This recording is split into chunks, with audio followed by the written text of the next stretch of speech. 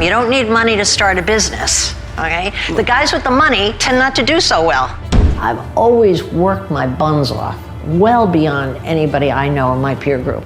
I think you really have to know yourself, what your gifts are, and do a lot of it, and try to find some other sucker to do the stuff that you are not good at. That's the truth.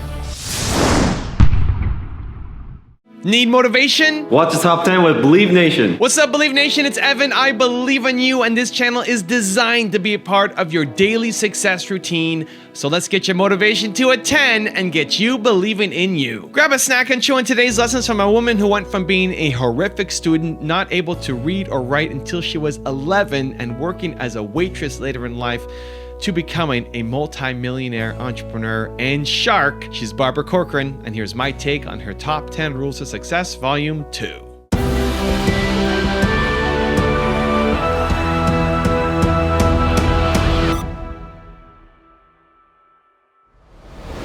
Okay, let's kick it off with rule number 1, overwork and overprepare. I think the number one thing that got me to where I am today is just simple hard work, okay? I've always worked my buns off, well beyond anybody I know in my peer group, okay? But if you work twice as hard as something, you're generally gonna get twice as far, if not 3 times farther. So overwork is definitely the number one thing. I overprepare for everything I do, born out of insecurity of maybe not being able to deliver. And what an advantage that is in any situation when you walk in and you've well over-prepared over the next competitor. You'll usually leave the situation with the gold. Rule number 2, focus on what you do well. Focus on what you do well. So many people start a business and try to do everything from the get-go. I think you really have to know yourself, what your gifts are, and do a lot of it, and try to find some other sucker to do the stuff that you are not good at. That's the truth. That's what makes a great partnership or good delegation. Whereas most people hammer away at everything thinking you have to be good. No, I knew what I was good at building my business. I was great at marketing. I was great at recruiting people. And that's what I did almost from my 3rd year in business only. I focused on that. Rule number 3, have a plan. Tell everybody some of your key building blocks when you look back on your own life and your own journey. Yes. Kind of rags to riches. Well, first off, the great majority of people who start businesses come from poor families. That's right. I was one of them. You don't need money to start a business, okay? The guys with the money tend not to do so well. What I did is I was a diner waitress, and I took a $1,000 loan from my boyfriend, and I started a small, or I should say tiny, real estate company in New York City to rent apartments. It was just me. But one thing I knew is I knew right away I was gonna need a plan because I only had $1,000. So I decided what my overhead was. It was exactly $120 a week or $480 a month. And I knew it bought me my desk space, which I subleased, a Princess phone, an extra $1 a month. What the hell? She's so cool. Yeah, and the other thing it bought me was a 5-line ad in the New York Times classified columns. Very important. But one thing I knew is I only had 6 weeks to stay in business, and I had to hit the floor running and make a commission fast. And luckily for me, I did. And now this is how I worked my plan my entire life. Simple. Every time I had an extra $480, which represents a 1-month overhead, I took the $480 and I hired a salesperson because I knew I could afford them for 1 month. That's and right. when they made the extra $480, they hired a salesperson. Not they, I hired another one because they made the profit. And then I hired and hired and hired with the $480 until I had until I had 1,000 salespeople and sold my business for $66 million. Rule number 4, keep on going. I think the most underestimated quality in all entrepreneurs that I don't underestimate at all, because it's the main quality, is their ability to get over an obstacle and keep on going. You know, when you're building a business, you have your good days, but you have a lot more bad days than good days where the chips are down and you're not sure how you're going to make it to the finish line. But you have to really be able to take anything that hits you in the head or flies in your face or becomes an obstacle before it's a big obstacle and think quickly on your feet on how to solve it. I think that takes a certain quality in the personality that doesn't get bothered by that stuff. And so when they get hit and they get hit and they get hit, they have that ability to keep popping up, and it's almost like an attitude of hit me again. I'm stupid, hit me again. But that exact thing is common to anyone who builds a great business, because they wouldn't have gotten there if they can't get over obstacles and bounce right back up. So that bouncing up is the number one quality in my book, and that has never changed. Rule number 5, believe. When I was a kid and was such a stupid kid in school, I was made to feel stupid. I learned shame in the classroom, reading out loud. What a wonderful background to be an entrepreneur. You know what I learned by the time I got out of that goddamn schoolhouse, which I called jail? You know what? I have the right to make a place for myself. And so for the next so many years of my life, I just thought, I have the right to be here. That was my attitude. I have the right to be here. So if I walked into a room filled with men's suits and they ignored me and I introduced myself and they kept talking, I stood there and said the same thing to myself again and again. You know what? I have the right to be here. I have the right to be here. It was a self-pumping up. But you want to know, the idea that I had the right to be anywhere got me into the elevator, got me publishing a bad report on Donald Trump, which got me invited into his huge desk where he looked down at me, got me in more hot water because I got in the habit of going through the door. And you want to know what I have learned about myself and what I have learned about every great salesman or entrepreneur I've ever worked with? If you can get in the habit of going through the door without the answer, in our education system, tends to make you want to have the answer. If you walk through that door, people are amazingly smart. Once you're in there in hot water, you discover the answer. Every time I could discover the answer on my feet that I didn't have outside the door. I don't know if you heard, a couple of years back, there was a maintenance guy who rescued a boy off a track of a subway train, ready to run them over. He jumped in and rescued the kid. And when he was interviewed for the whole week and given the key to the city, you know what he said? I didn't know I was a hero. He was a hero, right? I have found walking through every door, believing that I'm going to go through the door or jump out the window, I'm going to learn how to fly on the way down. And you want to know, I have always had my best successes. And so I wholeheartedly believe in the belief that all of us have the right to be there. Ask for what we want. We all can be rich. We could all put our dagger in the sand or whatever that thing is called and say, that's me, I'm going for it, what the heck. And I don't think it's a reserved right for anybody. And that attitude has been more responsible for building my business and my career than any other thing. Rule number 6, find your strengths. Were you a great student? No, I, of course, was a horrific student. You were horrific. Well, I wasn't even a student. Let's put it that way. I showed up at school every day. I didn't learn to read or write till I was 11. I started reading by then, thank God. Now I can read anything, even a difficult book. I guess a slow learner, and I couldn't write. And for me, that was probably the best news and the worst news of my entire life. The worst news in that you learn shame in the classroom, and to be summed up based on something as narrow as reading and writing is such a disservice to a child. But the best news was I hated school. And the minute I got out, it was like breaking out of jail. I went into the real world with so much fervor and enthusiasm just because I didn't have to go to school anymore. That's where you belonged, in the real world. I belonged on my feet, working with people. I mean, for what I didn't have in the classroom, I certainly made up for with my imagination. You know, I invented all the games in my neighborhood. I entertained my siblings.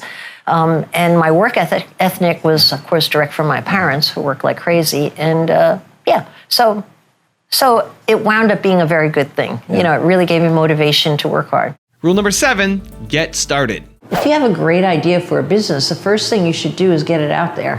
What people tend to do instead is analyze it to death and get everything in order, get the business plan down, get their ducks in order, how they're going to finance it. I think there's a time where you have to give that a little thought. But the problem with giving a little thought, it leads to more thought. And when you give it more thought, you always find something else that you're missing. And as a result, you don't get it out there. I think there's a tendency to feel as though you have to have everything in perfect order, be a perfectionist. And the problem with that is by not getting out there, you don't even have a chance to revamp your product, your sales pitch, your pricing. The only way you can test it is to get it out there in the market. So I think if you have even a prototype of, say, a product or a new service with basic pitch points to it, you ought to walk out in the street, hit a couple of strangers and see if they'll pay you for it. That's the beginning of a business, not on paper or safely at your desk in your office. Rule number 8, stand apart from the pack. First of all, you have to look the part, all right? And you have to act the part. Acting the part, I have found, is nothing more than convincing yourself you're deserving of the business. Lots of people who start out in a business have inside them, oh my God, I don't know if I'm really gonna make. That kind of self-talk the clients pick up on. It's like a dog on a bone. They can smell you're weak. Right. You have to convince yourself you're deserving of your success, which is hard for a lot of women in particular, because they tend to take a second seat on stuff. I had to psych myself up, I deserve this, I deserve this. Once I did, I had to stand apart from the pack. So what I had to do, look at you look the part. I needed to look like a fancy real estate lady, so the first thing I did with my first commission check, which was not practical, is I blew it on a fancy coat at Bergdorf Goodman's, so I looked like a fancy lady. And I wore that coat for 4 years up and down the streets of Manhattan. I got my money's worth. And after that, I decided, how do I stand apart? And I bought myself a red suit, and I continued buying red suits. It's all I ever wore was a red suit. When I walked into a room, people would say, there she is, the girl in the red suit. People are going to want to look like you and be like you, but how do you really zoom it up and stand apart from the pack? Rule number 9, turn negativity into motivation. Ray loaned me $1,000 to start my business. He took 51% of the stock. After all, he was the financial partner, he explained, and I was the working partner, and I took 49%, and I started a small rental brokerage company in New York City, and that was the beginning of Corcoran Simone, my first business. That business I built for 7 years with Ramon, and it was going so well. We had 14 salespeople. I had moved in with him by then, much to my parents' dismay. I was disowned from the family. They're very religious and very proper in every way. And then his children moved in with me right after I moved. I didn't even know he had children for 2 years. So I was the mom of 3, which was comfortable. I was used to minding kids, certainly. And that's when Ramon Simone came home almost 7 years to the day and announced to me that he was going to marry my secretary. I just couldn't believe it. I thought it was some idea of a bad joke. Only the day before, I loved Tina, the secretary, who was really secretary, both of us. And within that split second, I hated her like I had never hated anyone before. He told me to take my time moving out. I took about a minute, grabbed a toothbrush, was out of that house. And I moved in with my best friend in New York City onto her sofa.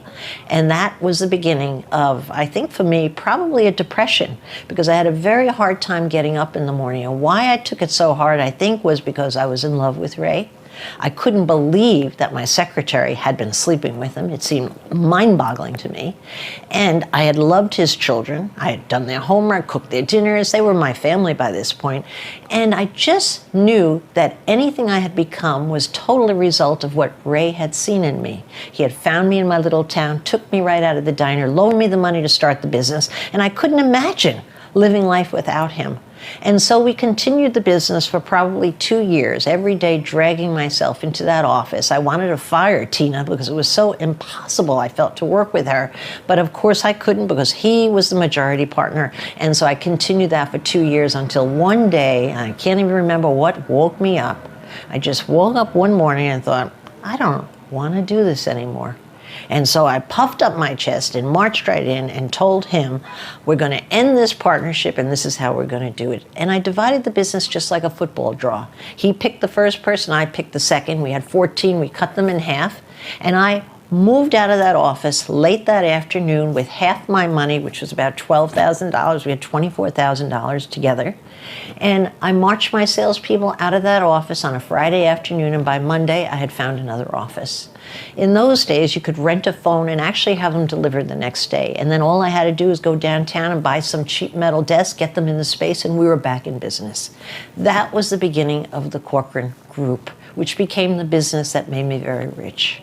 And right before I left the office and leaving Ray and Tina, and I remember it was like being in a movie, like slow motion, like I'm out of here.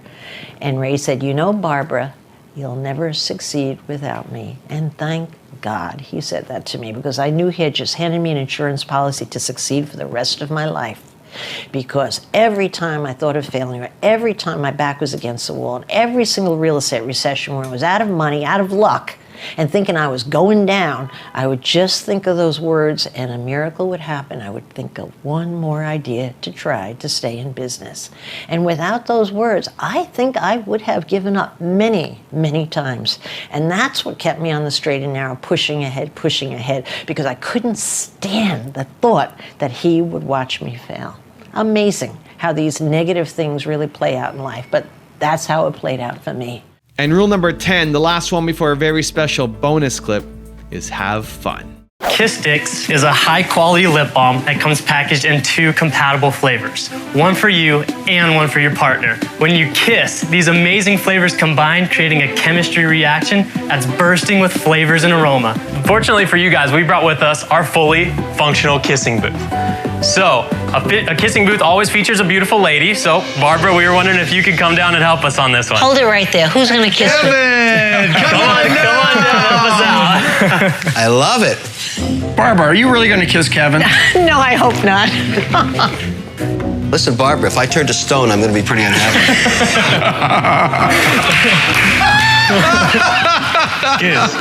Kiss. To make the flavor. Kiss. Come on, sweetie. Just to make sure. I'm backing it up here. Come on, let's try it out. Smooch, baby. Don't grab. I'm ready, baby. Don't commit to it. Don't get your dentures locked up, guys. I feel the fire. I feel the fire.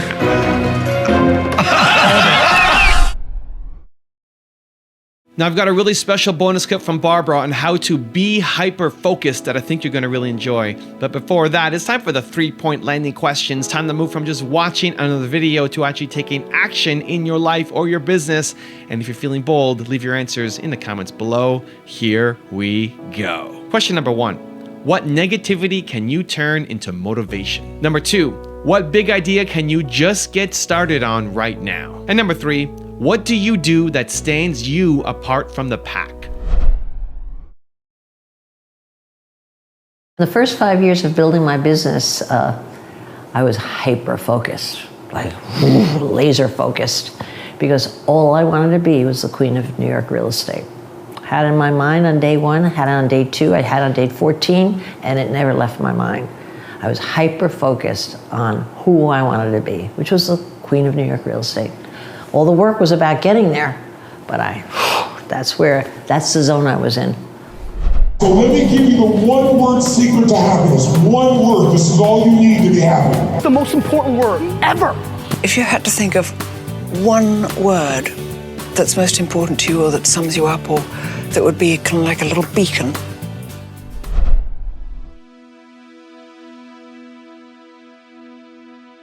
If you want more Barbara, check out the Top 10 Rules Volume 1 that I did on her. The link is right there next to me. I think you'll enjoy it.